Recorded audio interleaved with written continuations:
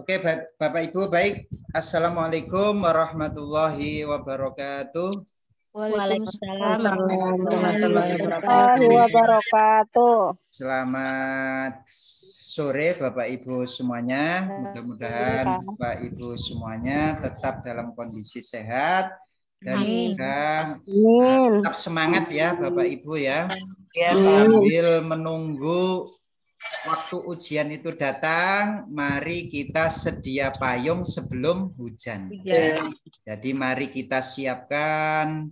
Kalau persiapan kita itu lebih banyak, maka otomatis ketika menghadapi soal-soal itu nanti otomatis Bapak Ibu akan dapat mengerjakan ya. Siapa yang bekalnya lebih banyak itu nanti yang akan mendapatkan keberuntungan ya Bapak Ibu. Baik Bapak Ibu, kita langsung saja ke pembahasan ya. Untuk kali ini kita akan membahas soal IPS dan PPKN Bapak Ibu ya. Nah ini baik. Namun sebelum kita mulai, mari kita awali keseluruhan kegiatan kita awali dengan berdoa ya. Mudah-mudahan Tuhan Yang Maha Kuasa memberikan kita kelancaran baik ketika kita belajar maupun kita pada waktu ujian besok Bapak Ibu. Amin. Bahkan lulus semuanya. Kita berdoa. Berdoa mulai.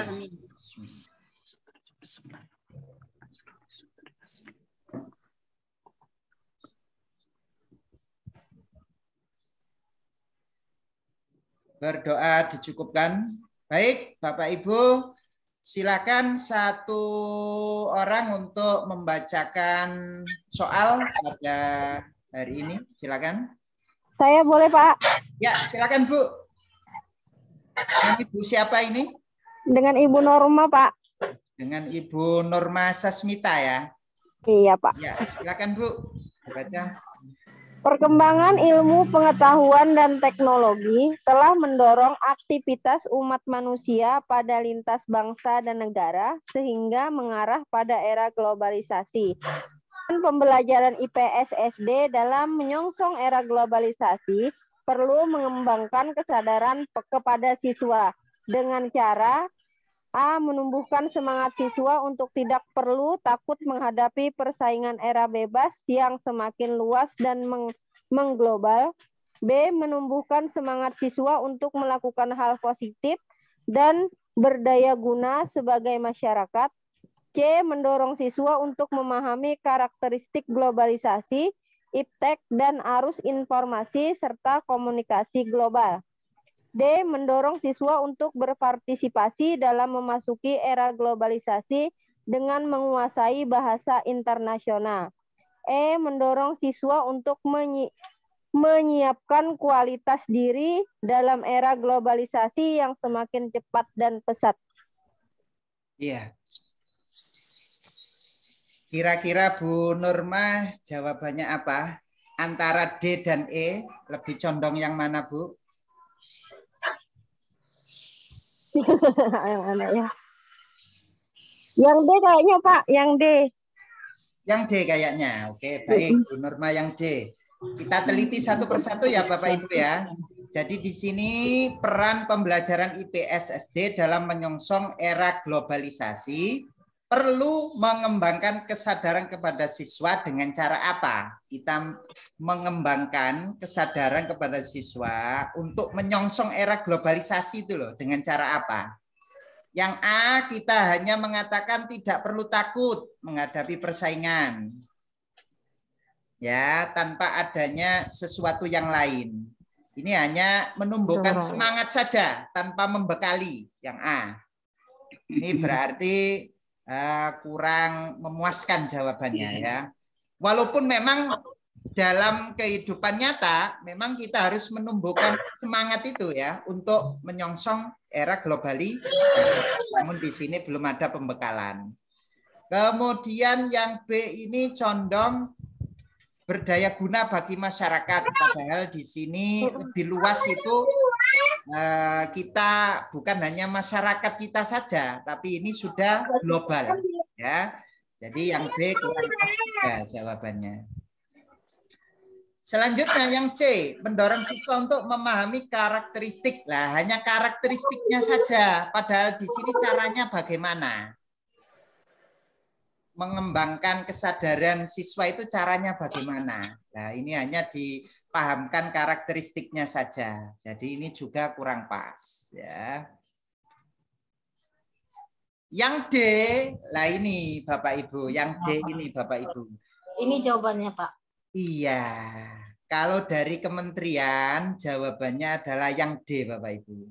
Siswa untuk berpartisipasi dalam memasuki era global.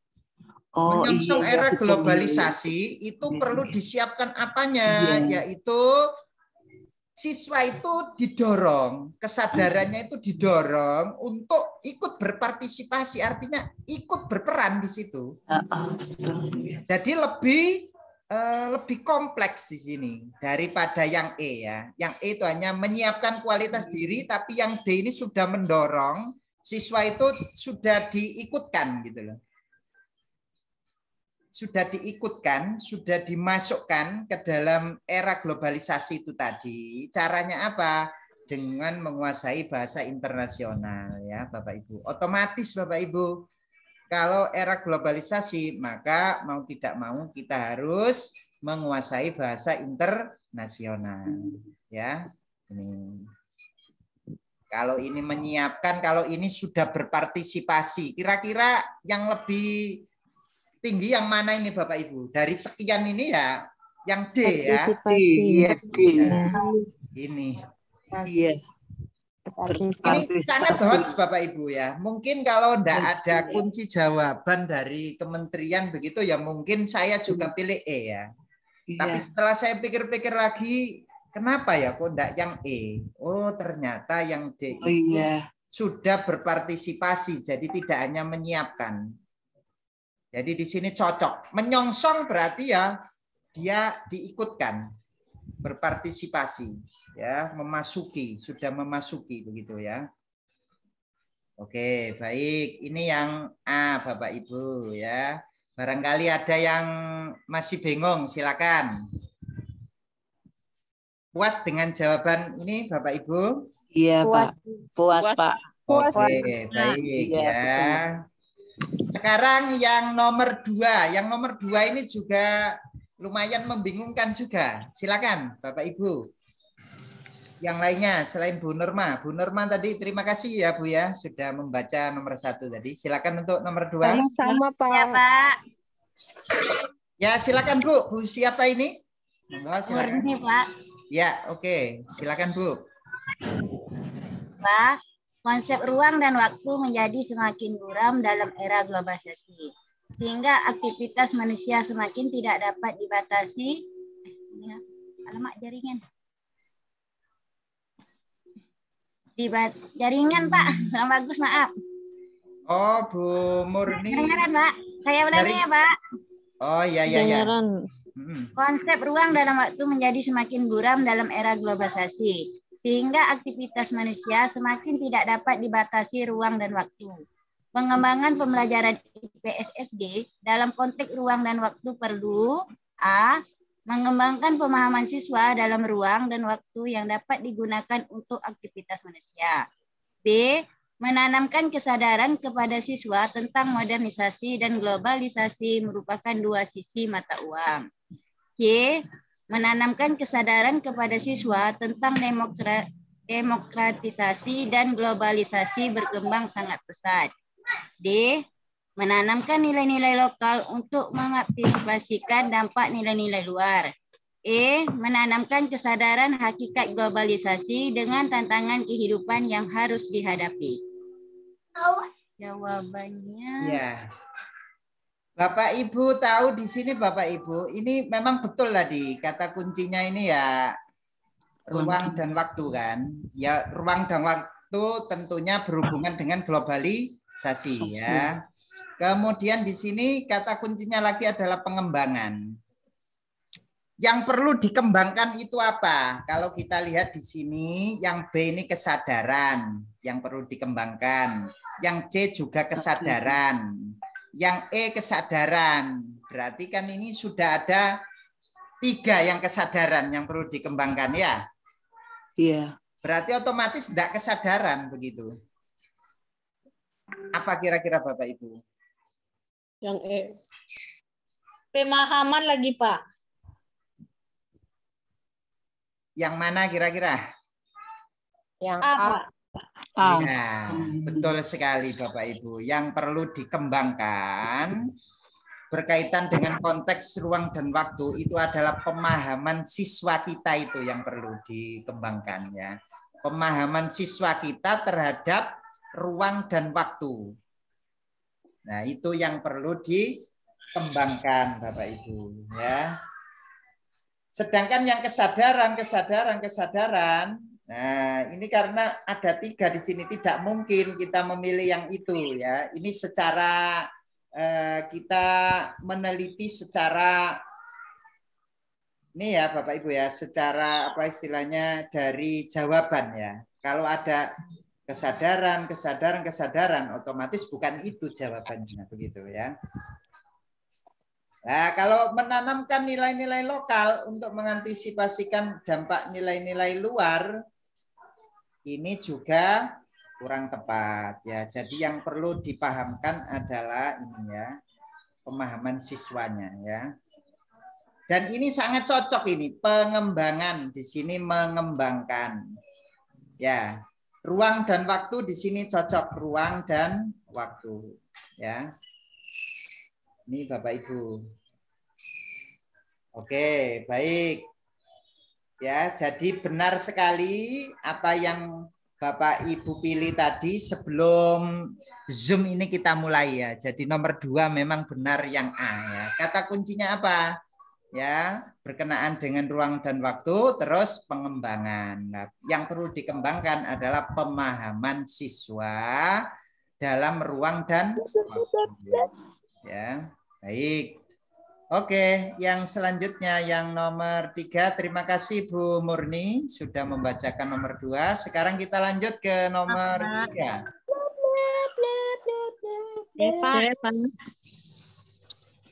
Oke, baik, silakan. Kebudayaan daerah perlu dilestarikan terus, khususnya yang menunjang kebudayaan nasional dalam rangka memperkaya kebudayaan nasional bangsa Indonesia. Untuk itu diperlukan sifat selektif dalam menghadapi macam bentuk kebudayaan daerah yang ada. Sifat selektif seperti dilakukan adalah melestarikan kebudayaan daerah yang masih sangat sederhana, khususnya yang ada di masyarakat terasing dan terpencil. B. Melestarikan kebudayaan daerah yang mendukung terciptanya persatuan dan kesatuan bangsa Indonesia. C. Menyimpan dan mengkonservasi setiap artefak kebudayaan daerah di Museum Nasional. D. Melestarikan kebudayaan daerah yang sudah hampir punah dan masyarakatnya yang sudah sedikit jumlahnya. E. Melestarikan kebudayaan daerah yang dapat menarik wisatawan lokal maupun asing sebagai destinasi wisata. Tuh, Bapak Ibu ya. ya. B, Pak. Jawabannya hampir mirip-mirip kan ini ya. Iya. Sangat ini ya. Jadi IPS ini hampir mengalahkan matematika ini ya. Bu Yuni jawab apa ini Bu? B, yang Pak. Yang E? B. Oh, yang B. Yang B, Bu Yuni yang B. Kira-kira dengan kata kunci yang ada di atas itu apa, Bu? Yang ada di jawaban. Kalau yang B ini. Ibu pilih yang B itu yang mananya? Yang E. Saya juga E, Pak. Yang E. Yang E. Ada yang E, ada yang B. Coba kita cocokkan dengan yang ada di atas. Yaitu soalnya. Kita cocokkan Bapak Ibu. Kebudayaan daerah perlu dilestarikan, perlu ya, khususnya yang menunjang kebudayaan nasional. Jadi khususnya yang menunjang kebudayaan nasional dalam rangka memperkaya kebudayaan nasional bangsa Indonesia. Nah, di sini yang untuk itu diperlukan sifat selektif. Jadi harus diseleksi. Tidak semuanya ya yang tidak mendukung atau menunjang kebudayaan nasional ya tidak. Jadi harus diseleksi lah. Seleksinya itu berdasarkan apa begitu? Apakah seleksinya itu karena kebudayaan daerahnya masih sangat sederhana? Berbagai macam. Ini masih sangat sederhana. Apakah bisa mendukung kebudayaan nasional? Tidak. Yang bisa menarik wisatawan. Persatuan, Pak. Nah, apakah yang bisa menarik wisatawan nasional itu yang mendukung kebudayaan nasional? Tidak, Pak. Tidak. Yang B, Pak Ilmi, yang B. Jadi kadang bisa menarik kebudayaan ini ya wisatawan lokal maupun asing, tapi dia kalau tidak mendukung terciptanya persatuan dan kesatuan, maka dia tidak dapat dikategorikan mendukung kebudayaan nasional. Jadi mendukung kebudayaan nasional itu di situ harus bisa menciptakan persatuan dan kesatuan Indonesia. Jadi tolak ukurnya di sini persatuan dan kesatuan ya. Bukan karena itu hampir punah, bukan karena itu sangat sederhana, bukan karena bisa menarik wisatawan, tapi karena mendukung terciptanya persatuan dan kesatuan bangsa Indonesia. Paham, Pak? Paham ya. Jadi untuk yang E, mohon maaf, Anda belum beruntung ya. Jawabannya yang B ya. Ini Bapak Ibu, silakan untuk nomor 4. Silakan. Tadi yang baca Bu Yuni ya tadi ya. Terima kasih Bu Yuni ya. Oke, lanjut nomor 4. Lanjut nomor 4. Lanjut nomor 4. Silakan Bapak Ibu yang ingin membaca nomor 4. Bapak Ibu. Bayinya siapa itu yang ikut belajar ya? Ibu. Ya Bu, silakan Bu. Bisa di-mute dulu. Nomor 4, keharmonisan hidup dalam kebinekaan bangsa Indonesia merupakan suatu kondisi yang perlu dijaga dan dipertahankan.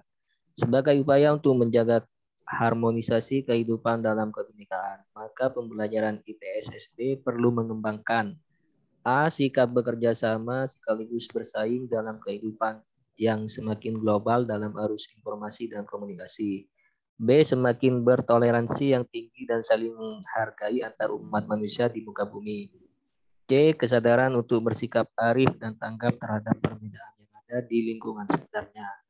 D. Sikap memadukan antara bersaing dan bekerja sama dalam kehidupan masyarakat. E. Sikap tidak membeda-bedakan status sosial, etnis, atau sara dalam komunikasi masyarakat global.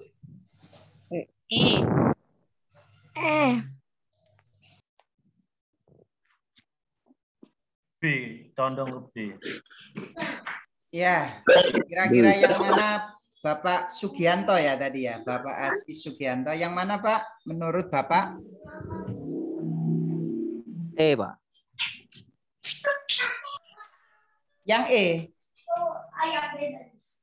Oke. Kita cocokkan dengan soalnya. Kira-kira yang cocok dengan soal ini apa kira-kira? Ayo coba. Keharmonisan hidup dalam kebinekaan. Yang B, Pak. Merupakan yang B, suatu Pak. kondisi yang perlu dijaga dan dipertahankan sebagai upaya untuk menjaga keharmonisan kehidupan dalam kebinekaan. Maka pembelajaran IPS perlu mengembangkan lah ini. Berkaitan dengan kebinekaan itu yang perlu kita kembangkan apa?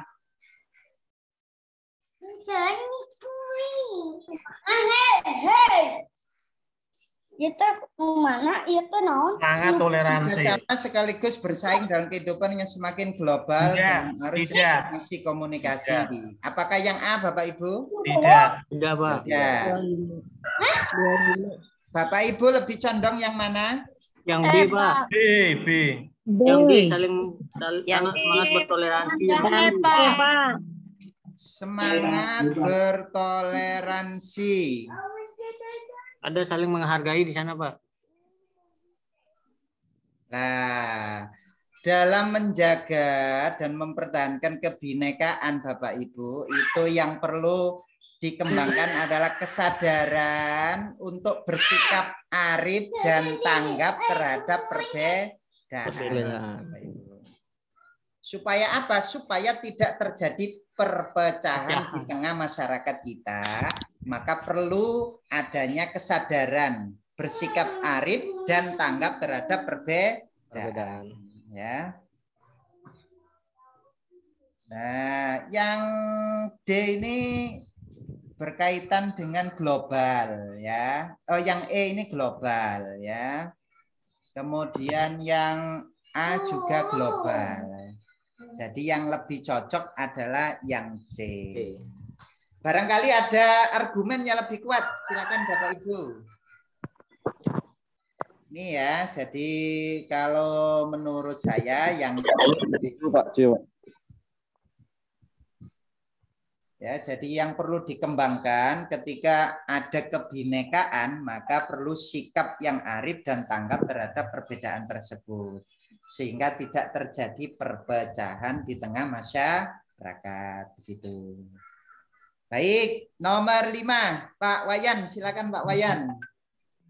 Pak Wayan nanti jangan foto yang tidur-tidur ya Pak Wayan. Nanti di foto ditaruh juga yang tidur. Semangat ya Bapak Ibu ya. Jangan sampai kalau ikut nanti ketiduran ya. Pak Wayan, silakan Pak Wayan. Semangat Bapak. Kemarin malam saya yang ketiduran. Pemanfaatan laptop, LCD, dan akses internet dalam pembelajaran IPS SD termasuk penerapan media pembelajaran yang berjenis A. Interaktif, B. Eksklusif, C. Audio, D. Audiovisual, E. Visual. Oke. Menggunakan laptop, LCD, akses internet. Ayo, ini kata kuncinya. Kira-kira yang mana Bapak Ibu? D, Pak. Apa?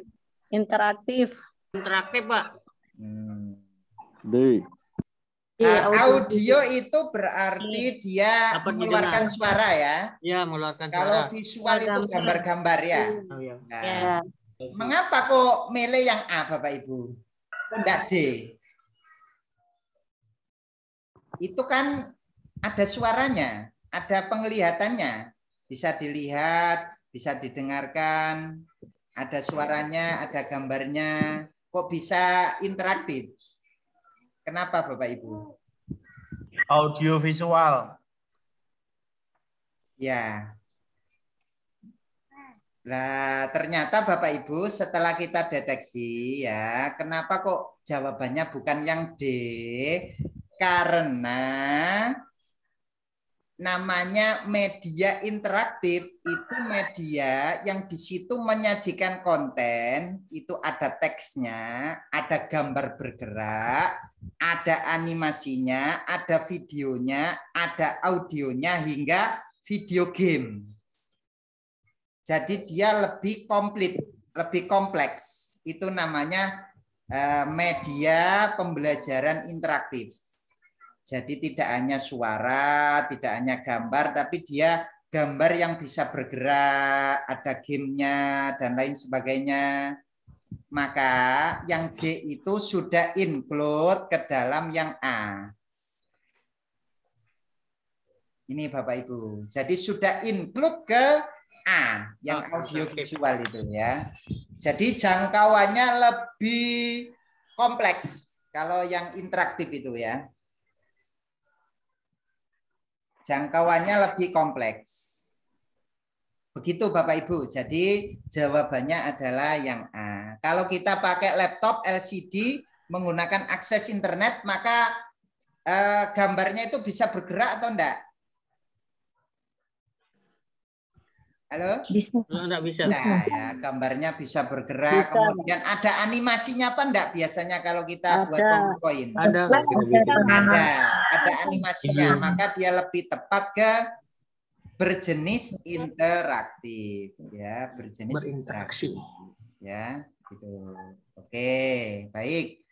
Itu nomor 5. Yang nomor 6 silakan. Terima kasih Pak. Siapa tadi yang bacakan ya?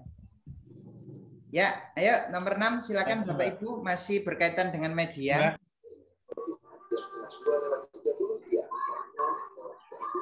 Saya bacakan Pak. Adalah komponen yang penting untuk menunjang pembelajaran. Guru perlu terampil dalam memilih dan memanfaatkan berbagai media pembelajaran yang ada di sekitarnya. Dalam kondisi keterbatasan, guru perlu bersikap pembelajaran tanpa itu. Ya, kalau keterbatasan media gimana sikap kita Bapak Ibu? Sering ditanyakan ya, tapi kadangkala narasi daripada soalnya itu berbeda-beda, tapi sikap kita mestinya sama. Apa kira-kira Bapak Ibu? Ini Pak. Situasi dan kondisi. Kalau tidak ada media maka tanpa alat bantu seadanya. Kalau saya Pak. Membeli secara sukarela. Saya tiada rotan akar pun jadi. Enggak Pak, disesuaikan Yang situasi dan kondisi. Saya D Pak, melaksanakan pembelajaran. Guru yang pantang menyerah Bapak Ibu ya. Tiada rotan akar pun jadi. Jadi media itu ada di sekeliling kita. Ya. Bisa di sekeliling kita itu banyak. Media alam Pak. Untuk media sehingga tiada rotan akar pun jadi. Ya, baik. Ini ya yang lebih tepat. Kalau membeli media gimana Pak? Secara sukarela ya boleh, tapi di sini kan sikap kita yang lebih tepat ya. Dalam menghadapi tersebut jangan membeli dulu, tapi apa yang kita lakukan yaitu melihat lingkungan sekitar kita yang bisa kita manfaatkan. Oke, yang nomor 7 Bapak Ibu silakan.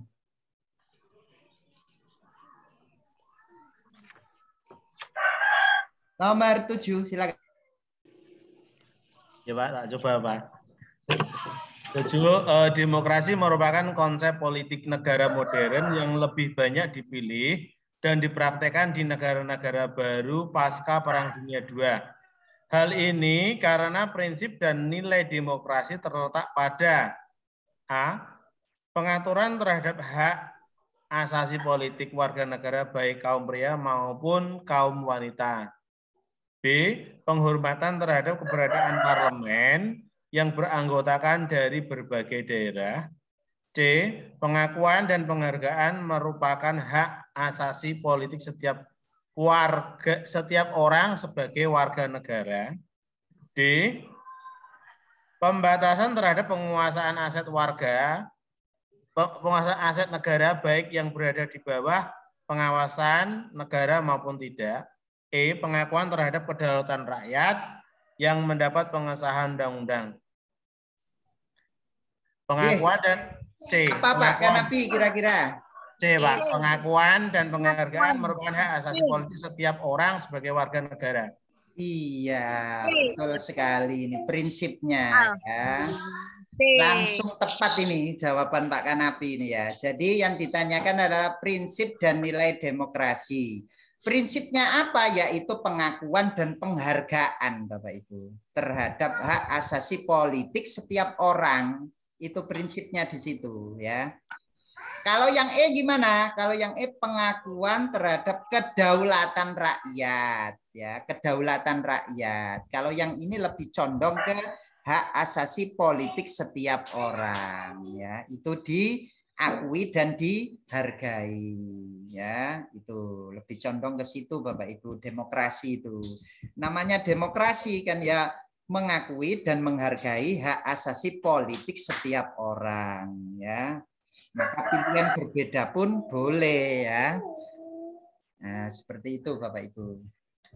Baik, terima kasih Pak Kanapi, sangat tepat. Sekali baca langsung dapat jawabannya ya. Luar biasa ini. J, yang lainnya untuk nomor 8, silakan. Tentang ideologi, silakan.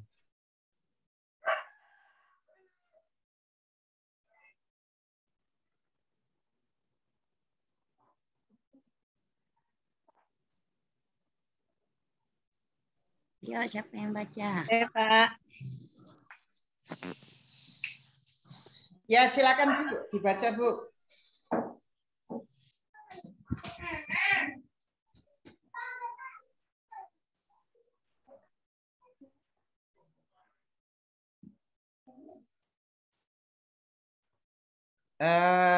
Siapa ini ya kira-kira? Bu Muslina, silakan Bu Muslina.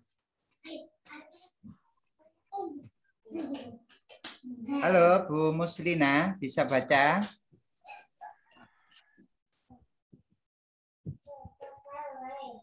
Mas Lihan apa Pak? Ada tulisan Bu Muslina. Ya, Ibu saja. Siapa ini ya? Bu siapa ini? Silakan Bu. Bu Sugeng ya? Ya Bu, silakan Bu. Bu Sugeng Rahayu ya, silakan. Ini nomor kemajemukan etnis, budaya, dan agama yang menjadi latar kehidupan atau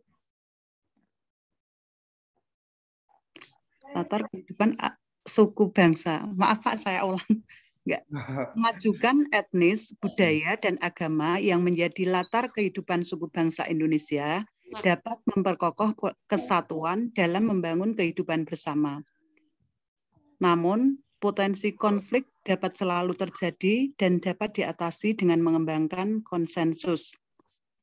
Hal ini mencerminkan bahwa Pancasila berfungsi sebagai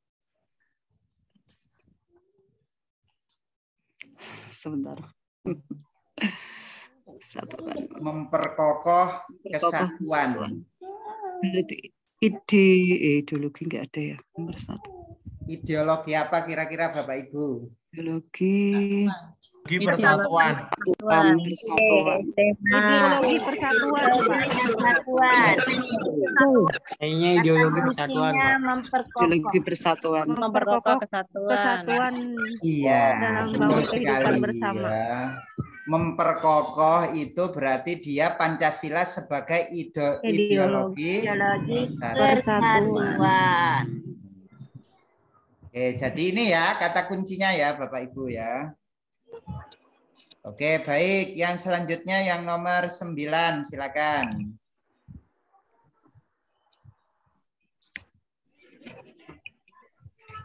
Saya Pak, baca Pak. Ya, silakan Bu. Aktualisasi sikap warga negara yang cerdas dan bertanggung jawab akan terlihat bukan saja ketika seseorang menjadi aktor politik dalam memperjuangkan aspirasi rakyat, tetapi akan nampak pada kepeduliannya terhadap hal kecil yang sama pentingnya di tengah kehidupan masyarakat. Hal itu adalah titik-titik. A. Investasi dana kesehatan masyarakat sebagai peluang bisnis. B. Pengelolaan sampah dan kebersihan sebagai peluang ekonomi. C. Peningkatan ketertiban dan kesadaran hukum masyarakat.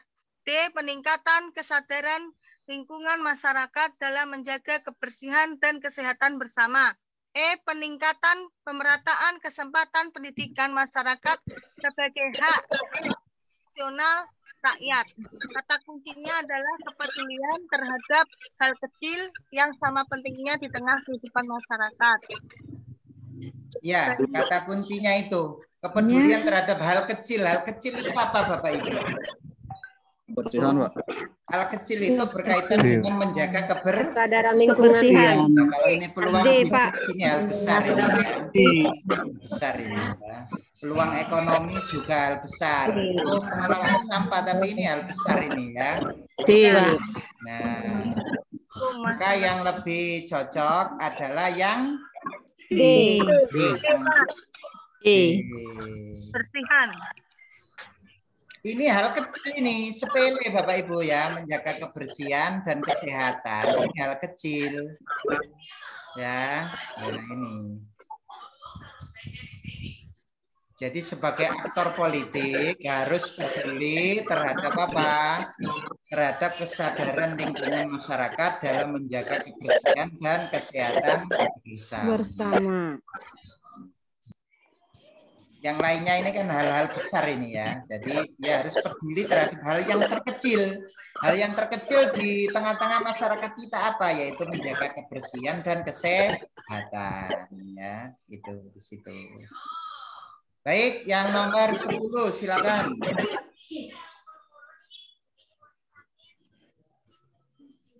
Nomor 10 silakan ya.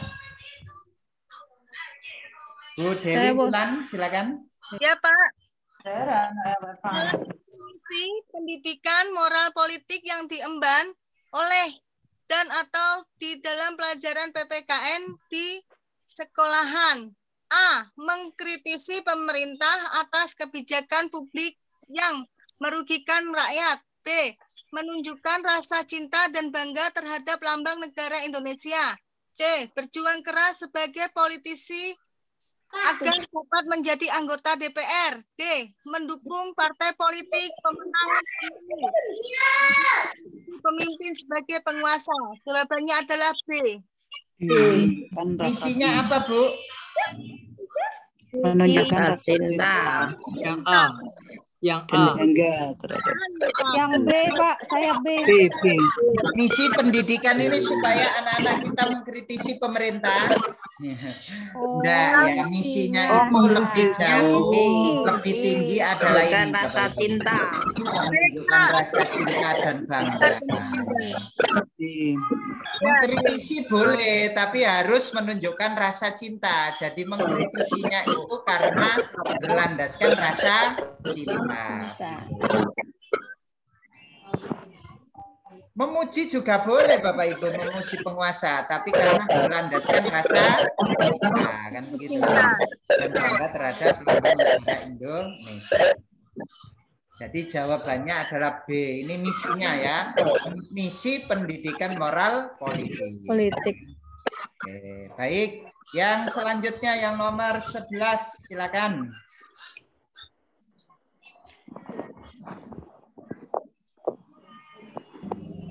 Saya boleh, Pak? Ya, silakan Bu. Dalam kehidupan bermasyarakat, berbangsa dan bernegara, agar kegiatan politik mencerminkan nilai moral yang sesuai dengan harapan bangsa dan negara, landasan etika politik yang harus dijadikan pedoman adalah A. Undang-Undang Partai Politik, B. Pancasila, C. Undang-Undang Dasar 1945, D. Cita-cita dan perjuangan partai, E. Pembukaan Undang-Undang Dasar 1945. Karena di situ etika politik, jadi saya milih yang A deh, Pak. Undang-Undang Partai Politik. Bapak Ibu, landasannya dalam berpolitik itu landasannya tetap ini Bapak Ibu. Pancasila, Pak. Boleh keluar dari Pancasila. Salah terus saya deh, Pak, judulnya. Ya, jadi landasan etika politik ya, pedomannya apa? Tetap pedomannya adalah Pancasila. Ya, Jadi kembalinya ke sana Bapak Ibu ya. Kalau undang-undang partai politik itu mengatur tentang partai politik ya. Kalau di sini kan mengatur kehidupan dalam kehidupan bermasyarakat, berbangsa dan bernegara agar kegiatan politik menyampaikan nilai moral yang sesuai dengan harapan bangsa, maka dia harus berlandaskan pada Pancasila, begitu maksudnya ya. Baik, ya. Oke. Yang selanjutnya yang nomor 12, silakan. Saya, Pak. Ya, silakan Bu. Dalam setiap proses pembelajaran adalah melakukan evaluasi. Adapun prinsip-prinsip khusus dalam melaksanakan evaluasi pembelajaran PKN di SD adalah sebagai berikut kecuali A. Hasil evaluasi hanya sebagai penunjuk gejala. B. Pengukuran dengan indikator kognitif. C. Makin banyak indikator semakin mendekati keadaan sebenarnya. D. Lebih menekankan pada kepentingan siswa. E. Pengukuran ranah kolektif. Kecuali loh ya, kecuali yang mana? Kecuali B. B, Pak. Bu Mas Lika yang mana, Bu? Yang E. Nah, gini Bu, saya tanya ya, Bu Mas Lika, kalau mengevaluasi itu ranahnya yang dievaluasi kognitif saja, apa sama efektif? Sama efektif.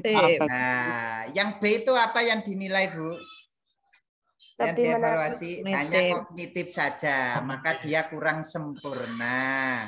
Maka kecuali yang B ya. Jadi ketika kita mengevaluasi, evaluasinya itu harus kolektif. Artinya di situ ranahnya ada ranah kognitif dan juga ranah afektif. Ya, maka yang kecuali yang mana? Yang kecuali yang B.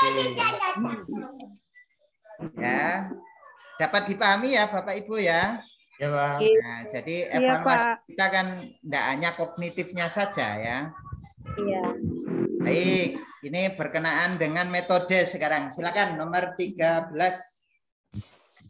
Dalam pembelajaran PPKN SD dapat diterapkan suatu strategi yang menekankan pada sikap atau perilaku bersama dalam kerjasama atau membantu di antara sesama dalam struktur kerja untuk memecahkan masalah bersama.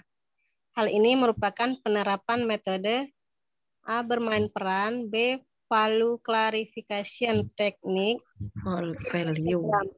D. Proyek, E. Cooperative learning. Bersama dalam kerjasama. Bersama dalam kooperatif. Pak. Jelas ya Bapak Ibu ya, ini kooperatif ya, karena bekerja sama ya. Sama. Untuk memecahkan masalah maka kooperatif. Bermain peran itu nama lainnya apa Bapak Ibu? Kita sambil mengingat ya. Role playing, Pak. Ya, role playing ya, bermain peran ya. Jadi ada apa ya, settingan di situ ya. Anak ini disetting jadi ini, anak ini disetting jadi ini begitu. Kalau yang FCT apa Bapak Ibu? FCT itu nama lainnya apa Bapak Ibu?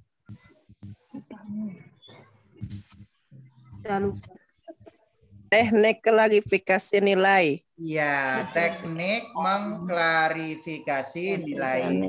Itu peserta didik dilatih untuk menemukan, memilih, menganalisis, memutuskan, mengambil sikap sendiri nilai-nilai hidup yang ingin diperjuangkan. Itu namanya teknik mengklarifikasi nilai.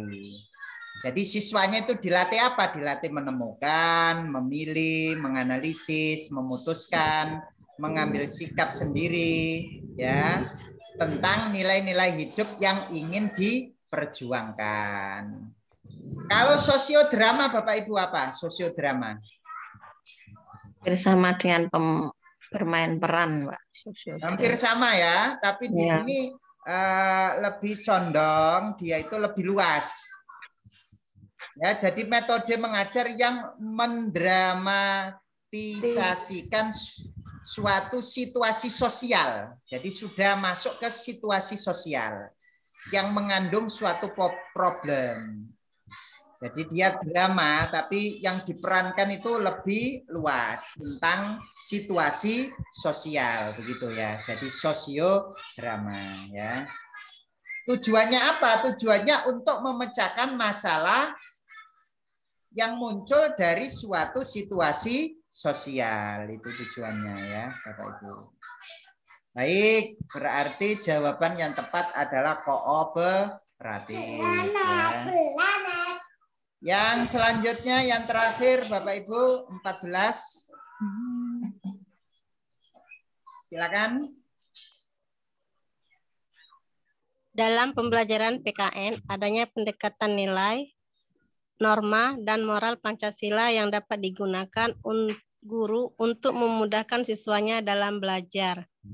Adapun yang dimaksud dengan pengertian moral itu sendiri adalah tatanan aturan hukum yang menjadi sesuatu yang sudah memiliki kekuatan normatif atau kekuatan lain dianut dan diterima serta dilaksanakan masyarakat.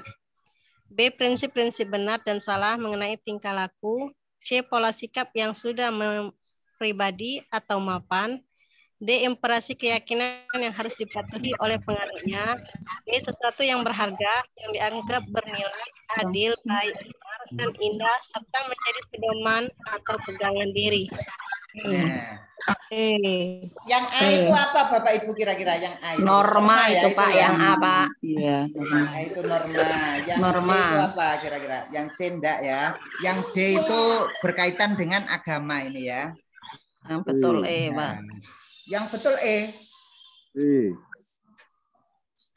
Yang B Pak, prinsip benar salah. Iya, pengertian moral itu sendiri adalah prinsip benar dan salah mengenai tingkah laku. Oh, bersikap seperti ini benar. Oh, ini salah. Ya, itu namanya moral. Kalau norma itu aturan. Jadi kalau yang E itu kurang tepat ya, dia sebagai pegangan.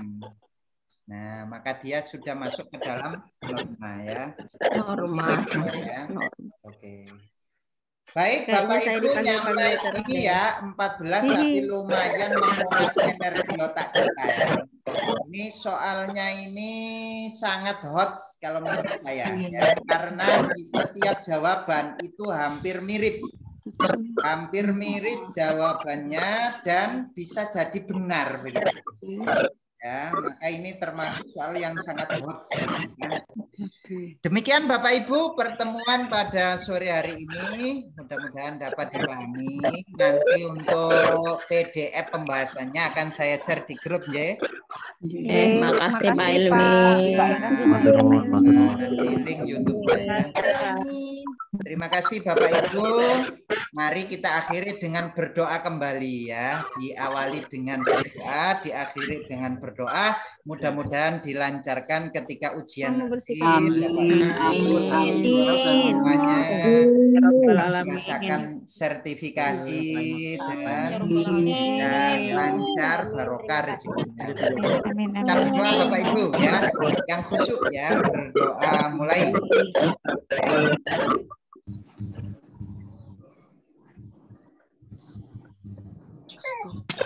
Amin. Mudah-mudahan lulus semuanya Bapak Ibu ya. Terima kasih Bapak Ibu ya. Saya akhiri. Wassalamualaikum warahmatullahi wabarakatuh. Waalaikumsalam warahmatullahi wabarakatuh. Sore dan istirahat.